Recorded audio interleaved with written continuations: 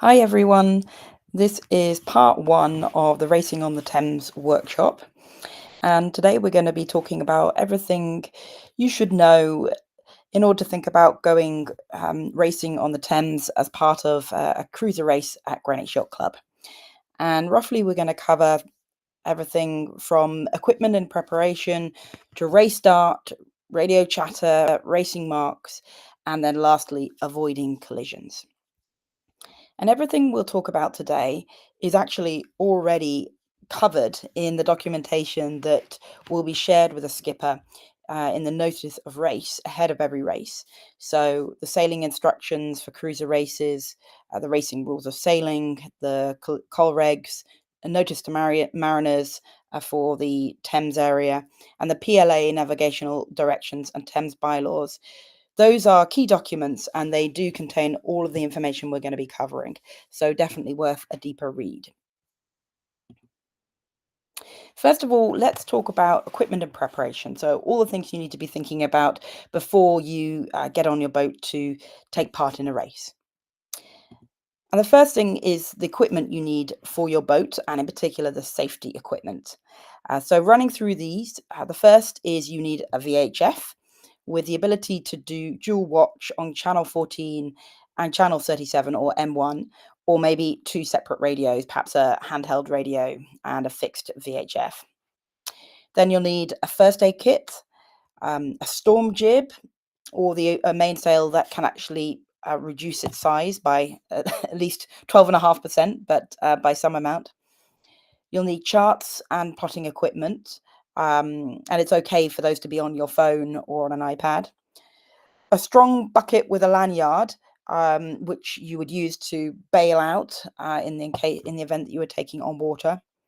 A compass, a fire extinguisher, an anchor, a life buoy with a drogue, one heaving line, and one strong sharp knife that is accessible.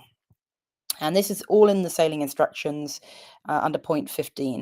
And we've actually simplified the equipment required quite considerably so that it's appropriate for the type of inshore waters where we do cruiser races. If you're going further afield outside the Thames, you obviously might want more equipment than this, but this is kind of a core set.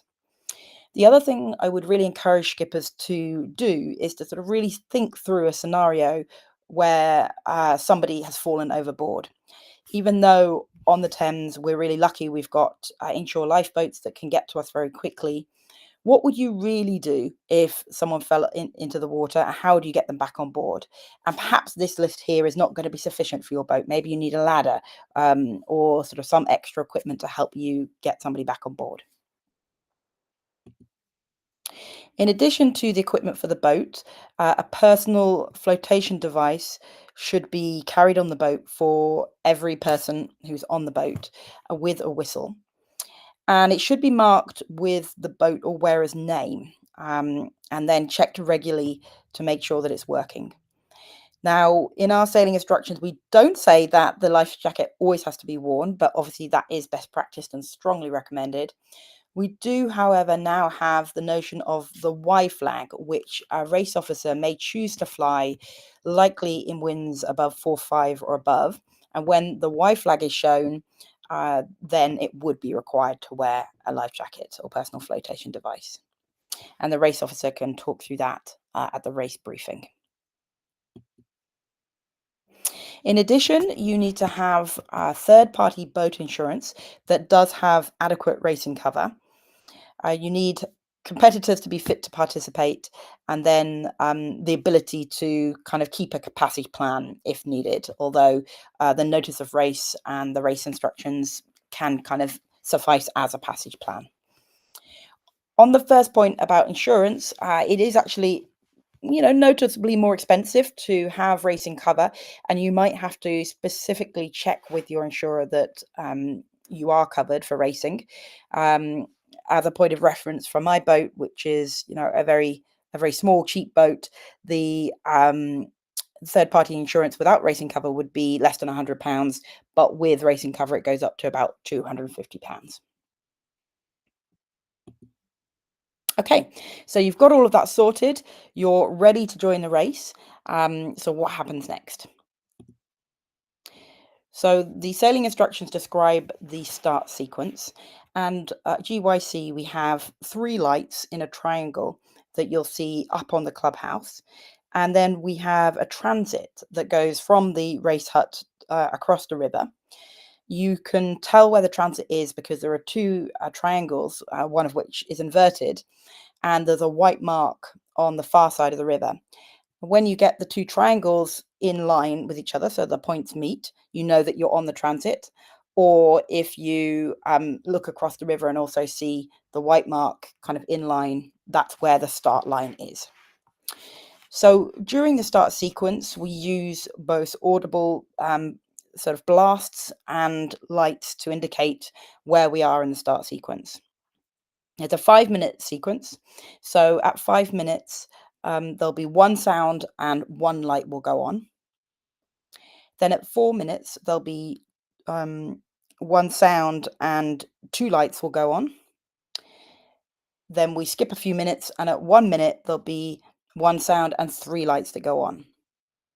And then lastly, at the start, after 5 minutes, there'll be one sound and all of the lights will go off. Now, during that sequence, you should keep your engine on, um, and it should only be turned off at the 1 minute signal. Um, you may note that actually it's okay to use an engine at other moments in the race if you're in a safety critical situation. So if it's really light wind and you're drifting into a moored object, you may use your engine at other points like that, provided that you don't gain an advantage on another boat. But during the start sequence, you'd be expected to turn it off 1 minute before the start. And then the other thing to note on the start sequence, which we'll go into a little bit more here, is that because we're in the barrier control zone in the start, you're expected to stay on the starboard side of the river and then cross the fairway only at right angles and not impeding any commercial traffic. And the start and finish lines, therefore, only extend to the middle of the river, to the middle of the fairway. So let's just look at that a little bit more. Well, this chart shows Greenwich Yacht Club. You can't see it here, and the red line across is the start line. Now, as we mentioned, this is in the barrier control zone, which goes from Blackwell Point to Margaret Ness, and more on that in a moment. But that basically means you always need to be sailing on the starboard side of the river if you're in the direction that you're going. And so then, logically, in the start sequence itself, in order to stay consistent with that, you would roughly be sailing a kind of box shape. So if you're going to be, the race is going down the river, you'll obviously be on this upriver side of the start line before the start, and you'll be kind of going down the river on the starboard side here. You'll be crossing over, and then you'll be returning up on the starboard side and back. So your kind of pre-start maneuvers will roughly be kind of box shape, although you might choose to do a few zigzags in there. And the same goes if it was an upriver start. And this will ensure that you're on the right side of the river kind of during that pre-start period. Okay, so hopefully the start goes well for you and you're kind of cruising over the start line just a couple of moments before or a couple of moments after the signal goes. But if accidentally you cross the start line before the start, you're considered then to be on course side at the start of the race, i.e. over the line. What should you do then and what's going to happen then? Well, if it's just one boat that's over, the race officer will notify that boat with a sound signal and one light, and will announce on the VHF on channel 37, if possible, which boat is over the line. But if there is more than one boat, or perhaps several, which is considered a general recall situation, then there would be two sounds and two lights. And they would also announce on the radio that they're restarting the race. And now, if you're over the line, that's not game over necessarily. You can certainly try to sail back across the line in order to be the correct side of it and then cross it. But we do find at Greenwich, of course, that we have quite strong tides, and if the wind is quite light, and you're some distance over the line, you may not be able to get back over the start line. And so in that situation, which is occurs kind of more often than not, it may be better to call the race officer on VHF 37 and instead ask for a time penalty. And the race officer then can then say, okay, you don't need to cross the line. I'll consider you to have crossed, but I'm giving you a certain number of minutes time penalty, probably about 5 minutes. And so if you think you won't be able to get back across the line, it's a good idea to call the race officer right away and get agreement on the time penalty so that you can just kind of continue sailing on.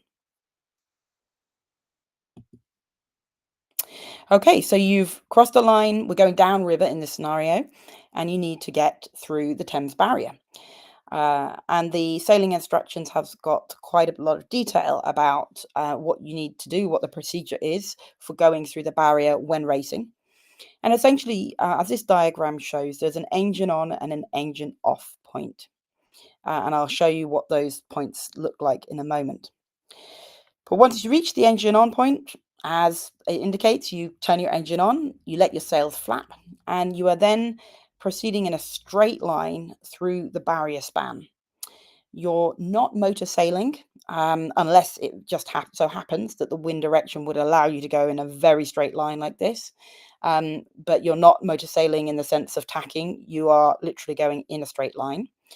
And you are keeping the distance between you and the boat in front the same as when you entered the barrier control zone. So if you were about 2 boat lengths behind the next boat in front of you when you entered the control zone, here, shoot, do I mean control zone? Um, well, the barrier zone. If you were about 2 boat lengths behind the boat in front, then you would maintain that distance as you went through the barrier until the engine on point. Now, you might be thinking, well, how do I know which barrier span to go through? Well, during a race situation, the race officer would call ahead to the PLA and establish group clearance for a barrier span, and they would communicate that on channel 37 to all of the boats. And it would, therefore, all the boats in the race would be going through the same span that has been pre agreed and communicated on channel 37. Um, okay, so let's just take a look at the engine on and the engine off points. This is Riverside Wharf. It's on the upriver side of the barrier. It's sort of a yellow gangtree, and there's in particular an orange life buoy on that wharf, and that is your engine on point. So basically, when you're in line with that, you would turn your engine on. And on the downriver side of the barrier, this is Barrier Gardens Pier, which is on the south side. And you've got these two sort of structures marking the beginning and the end of it. And this is the downriver end, and that would mark your engine off point. Okay, so hopefully that's all clear. The instructions for transiting the barrier are obviously intended to make sure that all boats get through safely, that nobody accidentally slips in front of another barrier span where there may be commercial traffic coming through, or that they don't slip in front of a barrier structure in such a way that they could get kind of caught up in that structure. So it's really important to follow those directions very carefully. And you may also be aware that the Port of London Authority has their control office in a building just above the Barrier Gardens Pier here, so they can see exactly what is happening when we're going through the barrier. Nonetheless, it may sound complicated, it's actually straightforward in practice. Okay, so we've been talking about the barrier control zone, and that is this broader area from Blackwall Point up here to Margaret Ness down here. And this is the zone in which the London VTS, Vehicle Traffic Service / the Port of London Authority, are particularly monitoring commercial traffic to make sure that it transits safely through the barrier. And in this zone, we always have to stay on the starboard side of the river. Outside of this zone, we may use our judgment and go across the river, which we'll talk about in a moment. But in this zone, we always have to stay on the starboard side of the river when we're racing. We talked about how important it was to have the ability to monitor two VHF channels, being 14 and 37. But actually, a slight nuance to that is when you get some way down the river, we're now actually at Erith, and just beyond Erith, there is a place called Crayford Ness, which is a sort of headland. That marks the point where London VTS, or the Port of London Authority, switch from channel 14 to channel 68. So if you're going further downriver, just remember to switch from 14 to 68 in order to continue hearing broadcasts and traffic information um, from London VTS. Okay, so we've got our first little quiz here. Question 1 is, what VHF channel should you monitor during a race? Second question, what happens if another boat is approaching you on starboard tack while going through the barrier? And the last question is, if there are 3 lights on before the start, how many minutes are left before the race start? Okay, so let's go through the answers. The first one is a trick question, of course, because you should be monitoring both channel 14 and channel 37 during the race for the whole duration of the race. The second one is also a bit of a trick question, because if a boat is approaching you on starboard tack while going through the barrier, they probably don't know what they're doing. And the best thing there is to keep clear. You might also call them on channel 14 or 37, but there probably isn't time for that. You're going to have your engine on, you're under control, so just keep clear of this boat, but do not consider it to be a port and starboard situation. And then lastly, if there are 3 lights on before the start, that means there's 1 minute left. And so it's time to turn off your engine and really think about crossing the start line. Right. So now the race is going. You're going down the river. Um, you might hear quite a lot of different things on the radio. You might hear also noises from ships and other commercial traffic. There are just a few that we'll point out. Actually, this is close to Greenwich Yacht Club. We're looking at a chart which has been marked up by the Port of London Authority with the names of some of the moorings and wharfs. And you can find these charts by going to the PLA website and searching for surveys. If you just Google PLA surveys, all of their charts, which are sort of annotated with these names, will come up. And some which are really good to know are names like Atlas Barge Roads. So Atlas Barge Roads is actually the moorings that are the closest to our clubhouse, just as you look upriver. Angerstein Wharf and Murphy's Wharf, that's the 2 wharfs just down from the clubhouse. And you're going to hear commercial traffic sometimes refer to these, coming off Angerstein in 10 minutes, or, coming round to Atlas Roads. Just good to be listening on the VHF and be aware of what boat movements you might be seeing on the river, so you can anticipate how you're going to need to stay out of the way. Further up the Thames now, just a little bit up on Bugsby's Reach, is the Victoria Docks barge roads, upper and lower. And all the way down the river, we've got wharfs and we've got barge roads and so forth. So really good to get familiar with some of those names. And actually, Marquis shared with me these charts, which the Thames Rockets are used to kind of train their people about the different wharfs and considerations as you're going up and down the river. Slightly weirdly oriented, but this one here is Woolwich Reach with the Greenwich Yacht Club here. Another place that they call out here, in addition to the Atlas Barge Roads, is the Peruvian Wharf and the Mohawk Wharf, just opposite the clubhouse on the other side of the river. And those do sometimes get used. Um, which way am I going here? That's going further upriver, where we don't go there as often. But going downriver here, you've just passed through the barrier. It shows the Barrier Gardens Pier here, and you're going down to going down Galleons Reach. Um, you may be familiar with the jetty barge roads, which are the set of barges which are moored in a line just before Margaret's Ness. And the reason why you might be familiar with those is they sometimes obscure the view to Margaret's Ness, where we have a mooring buoy that we go round, and I'll show you more of that. But basically, good to study these and get familiar with the names of the wharfs and the docks and the barge roads. The other thing that you might be hearing during the race is sound signals from other boats. And actually, on the river, there's a set of signals which are a little bit more nuanced than you typically learn in a day skipper or a coastal or a yacht master course. So we'll just run through those briefly now. So first of all, sound signals that start with a short blast. Okay, so one short blast, dude, that means I'm going to starboard. Two short blasts, dude, means I'm going to port. Three short blasts, do, means engines are going astern, although that doesn't necessarily mean the boat itself is going astern. It might just mean that they're stopping.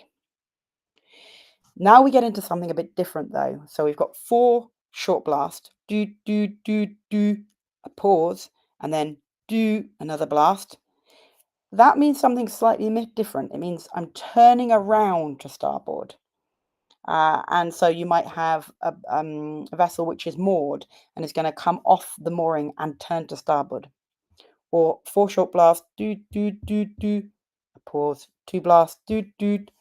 That means I'm turning around to port. So it takes the four blasts at the beginning and then the one or the two to indicate starboard or port. And then the last one that you may be more familiar with from sort of day skipper would be five blast. Do. That means I do not understand your intentions. Keep clear. But then we have some sound signals which start with a long blast. So one long blast, do, actually doesn't mean I'm turning to starboard. It means I am about to get underway. I'm entering the fairway or approaching a blind bend. So we hear that one quite a bit on the river, actually. Sometimes the clippers do that. They just do one long blast to indicate that they are going to be kind of coming off the pier in a moment. One long and two short, though, is something really different. So do means I'm unable to maneuver. So obviously not one we hear very often, but one which we should pay a lot of attention to if we do hear.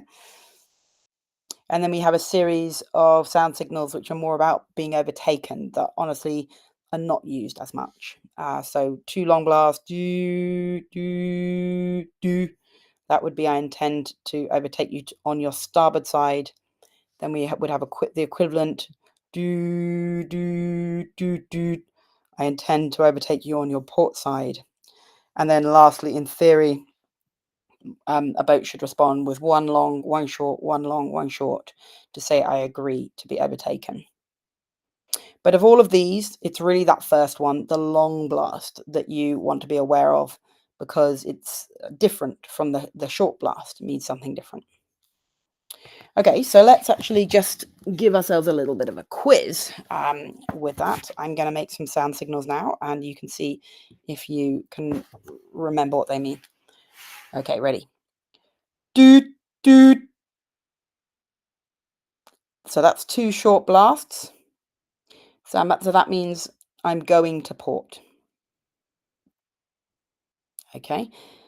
Doot, doot, doot, doot, doot. So that's four short blasts, a pause, and one short. So that means I'm turning around, right around to starboard. Doot, doot, doot. That's one long, two short. That's the one that we don't hear very often, thankfully. I'm unable to maneuver. And the last one, doot. I'm about to get underway. So that's the one we do hear quite often. Okay, so just good to know what those sound signals are, because then you're going to be more aware of what's going on around you on the river, and able to anticipate what may happen. Right, let's talk about racing marks. So when you receive the notice of race, which is always included in the weekly announcements email, but you may also receive an email directly from the cruiser captain. The notice of race will contain the details of all the racing marks that you'll be going around in the race, and there's also going to be a link to a guide that shows a picture of those marks and describes the location and gives a chart. But I'm going to go through kind of each one of them now so that you're familiar. So the first one is the most northerly mooring buoy at Margaret's Ness. So here we can see Margaret Ness. It's the lighthouse on the bend of the river, the first bend as you kind of come out of Galleon's Reach. We talked before about how there's often barges moored here on the jetty barge roads, which means that you don't have great visibility until you get quite close. But when you get quite close, you're going to see two mooring buoys. And it's the most northerly and the second of these that you go round. You don't need to worry about the first one. Now, often as you approach here, you think, oh my goodness, this is really close to the shore. Am I going to have enough depth? Well, actually, there is always enough depth around these mooring buoys to go round. But what you do need to be a little bit careful of is once you've rounded them, if you start going inshore from here and you really stick close to the shore, it will get there's suddenly a shelf there and it will get shallower. So having gone around this mark, it's good to just sort of head out into the river again, which is naturally where the tide will take you. The tide goes quite strong at this corner. And so you often actually have to really quite deliberately maneuver in to get around this mark. And then you will be taken out into the middle of the river, which is probably where you want to be to avoid that shallow patch. The next marks that will go round are the two large ship mooring buoys in Barking Reach. Here we're looking at them, but from the other orientation, so this is looking back at them. But you would be approaching from the distance here, which is Margaret Ness, and then you would tuck in, leaving both of them to port. Sometimes these are occupied, but the boats are always kind of like in line. So, and there's lots of river here and lots of depth, so it's not a problem to go around them if they're occupied. Unlike Margaret's Ness, where you wouldn't go around those mooring buoys if they were occupied. Then we get a little bit further around the river to Gentry. So this is a red lateral buoy, so it's a kind of a channel marker essentially, Port Hang channel marker, and we would leave that to port again. All of these we leave to port. So we're going in between, typically in between the red lateral buoy and this moored object here. But you could go inside the moored object, just make sure you've got enough depth there. Then we come down Erith Reach, and here we're going around the last large ship mooring buoy. Now, sometimes that can be hard to identify from a distance, but basically you should look out for Erith Pier, which is the pier that we're standing on in this picture. And then off Erith Pier, there's a round mooring buoy, which is quite close to Erith Pier. That's not the one you want to go around. You want to go around the one before that. It's sort of a cylinder, a horizontal cylinder, and it's further away from Erith Pier. It's the six in a long line of mooring buoys. And having kind of done that a few times, you'll get familiar with which one that is. But basically, it's the last large ship mooring buoy in Erith Reach, not the little round one that's kind of much closer to Erith Pier. If this is occupied, you wouldn't go around it because it does start to get a little bit more constrained around there. The next one is much further down the river. Now you've gone under Dartford Bridge and you've come around Stone Ness, and you're coming up here forget what that reach is. And you're going to leave, oh, Fiddler's Reach. Yes. So you're going to leave the first ship mooring buoy on Fiddler's Reach to port there. I don't have a picture of that one. There's quite a lot of water here between that mooring buoy and where it starts to get shallow. So even if that's occupied, you can probably go around it. You only need to do the first one, not all of these other ones here. Then, having come up Fiddler's Reach, we get to Broadness, and there is a red lateral buoy there, which you would leave to port. If we're going this far down the river, we don't race all this way down the river in the winter, only for some summer races. You'll notice here from the picture that actually you've got the light sort of mark, the lighthouse mark on the shore, which is on land, and then Broadness is a lateral mark that is out in the river a little bit. It does start to shelve as you approach Broadness, so you want to be fairly close to that.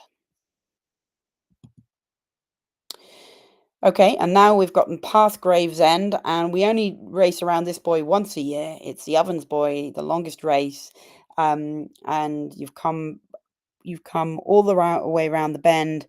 And the Ovens buoy is the buoy on the north side of the river. It's a green lateral buoy. You'll notice that this is actually, despite appearing to be right in the middle of the river here, it actually shelves and gets shallow to the north of it quite quickly. So you won't have a problem going around it, but you want to sort of stay in the river and not get into the shallows too much.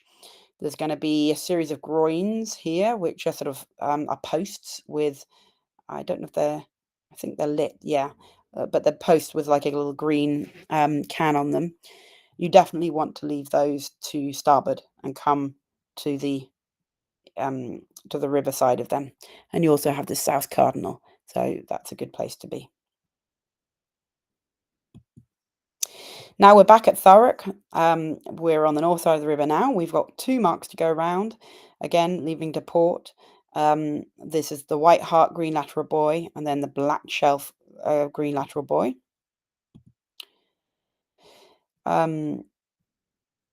Then we have St Clement's, which is a green lateral buoy close to Stone Ness that we may leave to port. And then the last one is all the way back at Margaret Ness, almost, but now on the north side of the river by Barking Creek. Very familiar site, very, very, very eye-catching site of the Barking Creek flood barrier. Just in front of that is a large ship mooring buoy, which we would leave to port, but we only use this one in long summer races. We don't use it in the winter because you can only really go around this one from mid-tide onwards. And if it's occupied, we wouldn't go around it. Okay, so if you need to consult those details while you're out on the race course, you can click the link in the note of the race and you'll see this guide that's got these photographs and these chartlets. Obviously, why are we using these marks? Well, the reason really is to keep the fleet tucked into the starboard side of the river as we're racing, so that as far as possible, we are staying outside of commercial traffic. With a note on whether to round them if occupied. Obviously, you're not going to know until you get to the mark whether they're occupied, whether there's a large ship that is moored against them. So you have to just take the judgment at that moment as to whether you're able to go around it in that case or not. Okay, so now we've got a little quiz on that section. So, which mark would you not round if occupied? Then what are the 2 green lateral buoys on the north side of the river at Thurrock called? And lastly, which buoy will only be used on long summer races from mid-tide onwards? So I think these questions are a bit easier than the last set, but which mark would you not go round if occupied? This is the large ship mooring buoys, where they're somewhat close to the edge of the river, and there probably wouldn't be room to go around them if they're occupied. So Margaret Ness, the large ship mooring buoy on Erith Reach, and the Barking Creek large ship mooring buoy are the three that, if occupied, you definitely would not go round. The one on Fiddler's Reach and the one on Barking Creek, it's probably going to be okay because there's plenty of water there, but obviously you use your judgment call. Then, what are the two green lateral buoys on the north side of the river at Thurrock called? That's White Hart and Black Shelf. Always good to know those names. And lastly, which buoy will only be used on long summer races from mid-tide onwards? That's the Barking Creek large ship mooring buoy. Great. Okay. So now we get on to the last but probably most important part of this, which is avoiding collisions. So again, I'll reiterate that there's a number of documents that lay out very extensive rules for avoiding collisions. That's the Coll Regs, the Port of London bylaws, and to some extent the general directions for navigation in the Port of London. Feel free to read the detail in those, but I've extracted for you here the main points to keep in mind. So the first question, do commercial vessels need to keep clear of cruisers? And the answer is no. So let's dig into that a little bit more. So the Thames bylaws is a document that is a bylaw, a law, and it says that a vessel must not cross or enter a fairway so as to obstruct another vessel proceeding along the fairway. So in other words, that means that a sailing boat must keep clear of a commercial vessel by staying out of the fairway when tacking across the fairway or maneuvering. Or in other words, again, it basically means you cannot tack across the river and get in the way of a commercial vessel or any other vessel that is coming straight down the river. Now, if you are also going straight down the river, you might be thinking, well, how do I avoid a boat then? There isn't an explicit direction in that case, but you can just tuck in a little bit to the side, make sure that the other vessel has space to go around you. But generally, it's not a complex or difficult kind of situation to manage. The critical thing is to make sure you are not crossing the river, tacking across the river, and getting in the way of a commercial vessel. However, where the waters get a little bit muddied is that if you read the general directions for navigating in the Port of London, which is not a sort of legal document or enshrined in law, it says that vessels proceeding under sail between the Woolwich Ferry Terminal and Hook Ness must not deviate from the starboard side of the fairway, except with the express permission of London VTS. And so we have a little bit of a contradiction between these two things. And so essentially the way we are interpreting this at Greenwich Yacht Club is we're saying, in the barrier control zone, which I showed earlier, you always have to stay absolutely on the starboard side of the river. When you're outside of that zone, you can use your judgment, but your judgment should include the following things. So firstly, you would never cross the fairway so as to obstruct another vessel proceeding along the fairway. You wouldn't cut corners that you can't see around. If you do see a PLA patrol vessel, you'll stay to the side of the river.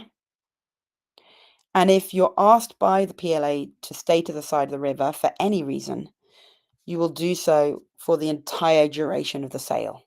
You wouldn't then come back across the river, 10 minutes later thinking that the commercial vessel had gone. You would stay on the starboard side of the river because at that point, London VTS will be paying a lot of attention. They'll be monitoring the situation, and it would really aggregate them if they found that you had gone back on the wrong side of the river. The thing to remember is, in a lot of places on the river, you are literally on widescreen TV. So if you've ever been to the London VTS control office, which I mentioned is above the the Barrier Gardens Pier by the Thames Barrier. They have huge widescreen TVs um, across the room, and they have a camera that is focused 24/7 on Margaret Ness, because that's the entry point to the barrier control zone, on Cold Harbour Point by Erith, and they have like many other cameras along the river that they can use to zoom in and see what's happening. In addition to the fact that you might have an AIS transmitter, in which case your position on the river would be plotted on their TV screens, on their computer screens the whole time. So we're under extreme scrutiny, and it's really important that everybody exercises good judgment. Since sort of being more clear about this, we have had far fewer incidents than we had before, where we were getting into kind of disagreements with the with London VTS and the PLA about vessels being on the wrong side of the river. But it's critical that you exercise really good judgment when you think about tacking across the river. So hopefully that is clear. Okay, so now we're going to move into the racing rules of sailing. A little teaser here. This on the left side is a chart that you could study that shows you the racing rules of sailing in many different nuanced situations, and you can read the entire document as well. But again, I'm just going to extract a few key highlights, which represent situations that come up kind of more commonly when we're racing. The first is a port and starboard situation. And I imagine most people are familiar with the fact that a starboard tacking boat, or a boat on starboard tack rather, has got right of way over a boat on port tack.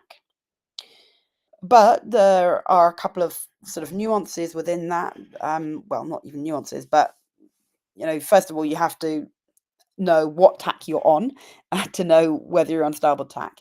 And that is determined by which side of the boat the wind is coming over.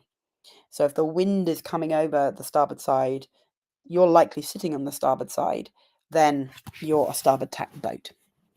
You might actually not be close hauled, you might be reaching, but if the wind is coming over your starboard side, you are considered the starboard tack boat and you have right of way. Okay. The next one which does come up is when boats are on the same tack, either both on starboard or both on port, and they're overlapped. The rule here is that a windward boat should keep clear of a leeward boat. This is a slightly weird diagram, actually, but imagine that you're both close hauled. One boat is slightly ahead of the other, and in that situation, it's the windward boat that has to keep clear, either by tacking off or by kind of ducking behind the leeward boat. And I think the logic is that the windward boat has a little bit more maneuverability and more kind of options because they can tack out of the situation, whereas the leeward boat wouldn't have that option. So that does come, that this sort of situation will come up from time to time when we're racing on the river. So that's rule 11, if you want to read any more about that one. Rule 11 of the racing rules of sailing. Then something that comes up less often, but certainly does come up, is the rules for right of way around a mark rounding. So in the winter, we often race down to Tree, and we use that port lateral mark, the red mark I showed earlier, as our mark to go all the way around and come back. In the summer, we might be going further down, so the fleet might get a bit further spread out. But we also do some round the cans racing when we do sort of laps around a course. So this situation certainly can come up. And the easiest thing to remember here is that if two boats are entering the zone around the mark, it's the inside boat, and they're overlapped. It's the inside boat that has the right of way. And that means that the outside boat has to give room for the inside boat to go around the mark, sufficient room. If those boats are not overlapped coming into the zone, rather sort of the inside boat is actually behind the outside boat, then this rule doesn't apply. Only applies when there's actual overlap between the boats at the moment you enter the zone, and the zone is 3 boat lengths around the mark. If that overlap is later broken within the zone, that doesn't matter. It was established going into the zone, and therefore the outer boat must give water for the inner boat to get around the mark.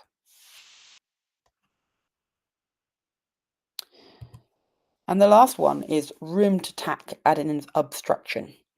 So this does come up. It comes up when there are two boats sort of close hauled going towards the edge of the river. It could come up when you're in the barrier control zone and you're approaching the middle of the river and you're not allowed to go across the river. It could come up with a moored object. It comes up perhaps even with a commercial vessel coming down the river. So it's quite often where there could be an obstruction and a boat needs water to tack.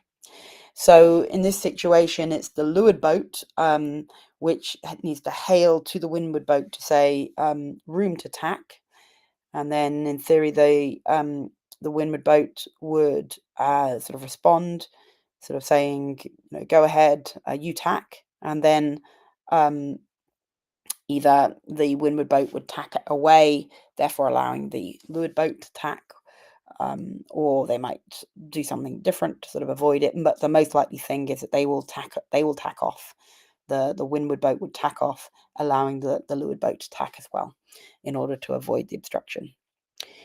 So it's really important to try and anticipate these situations because they can feel a little bit tense when they come up. I've been in situations where it's quite windy and maybe you don't feel in full control of the boat. You're approaching the edge of the river. There's a boat, to windward that is kind of sort of pinning you in, and you want to tack, but it's windy, so they can't necessarily hear when you shout, room to tack. Therefore, it's important that, particularly if you're the windward boat in this situation, you try to anticipate that you could potentially be pinning a boat and make sure you're thinking about tacking to allow that boat to avoid an obstruction well ahead of time. Okay, so hopefully now that you know all those rules, there won't be any situations where you accidentally break them. But if you did, the way to exonerate yourself is to do a one-turn penalty. So this could be, all sorts of sort of situations in which you broke the rules. So if you hit a mark, hopefully, no damage done, or if there was a port starboard tack situation and you were the port boat but you didn't give way in time and the starboard boat had to tack out instead, all sorts of situations. But if you realize that you've broken a racing rule of sailing, you can exonerate yourself by doing a one-turn penalty. So the first thing to note is you need to get yourself into a safe area where you're not going to get in the way of other boats. But do that as soon as reasonably possible, and then do your one-turn penalty. So it's one tack and one jibe, and then you're exonerated from what you did. Now, if you are racing and you feel like there was a boat that broke a rule and they didn't do their penalty turn, and you wanted to lodge a protest, this doesn't happen very often, but you would have to do that in writing to the race officer within 90 minutes of the last boat having finished the race. Okay, so let's do our final quiz. The first question is, when is it okay to cross the river passing in front of a commercial vessel proceeding along the fairway? The second question, how big is the zone when rounding a mark within which you have to give a boat water to round the mark? And lastly, at what types of obstructions on the Thames could you call room to tack? So that first question, that's the all critical one. When is it okay to cross the river passing in front of a commercial vessel proceeding along the fairway? Never. Hopefully everybody has taken that point away really, really clearly. We have to avoid that situation and make sure we're never getting in front of commercial vessels of any size or shape going down the river. I didn't say actually before, I mean, there's different types of commercial vessels. You've got clippers, you've got barges, you've got sort of um, kind of dredgers and shipping vessels. Actually, of all of those, the clippers are the ones to worry least about because they are very maneuverable. And so they will sometimes actually anticipate where you're going to go on the river and they'll sort of skirt around you. The barges are sometimes tricky because they're very low in the water and you might not see them. So it'll be a tug with two or even four barges that it's pulling. They're low in the water, and so if you don't see them until last minute, you have less time to sort of anticipate what you're going to do.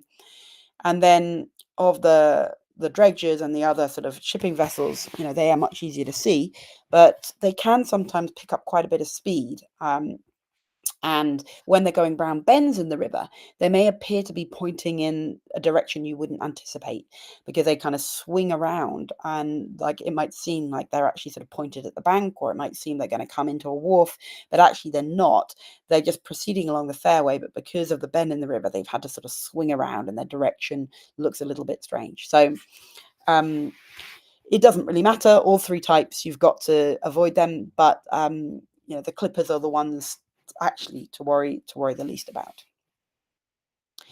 The next question was, how big is a zone when rounding a mark? So it's 3 boat lengths of which boat? I think the smallest of the 2 boats. 3 boat lengths is the zone. So within that zone, as you enter that zone, you should be thinking, okay, do I have am I overlapped with any other boat? Am I on the inside or am I on the outside? Therefore, should I be expected to give water or to get water? And then lastly, at what types of obstructions on the Thames could you call for room to tack?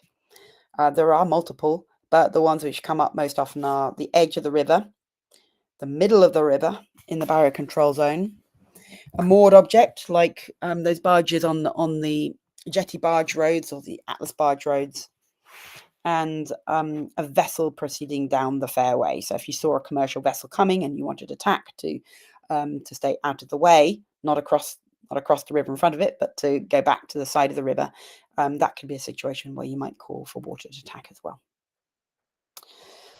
Okay, well, thank you very much for listening. This document will also be shared and all of the links associated with it. Part 2 of the Racing on Thames workshop is going to cover how to get your boat to go faster, but I hope this has been useful and really look forward to seeing you out on the water sailing. Thank you.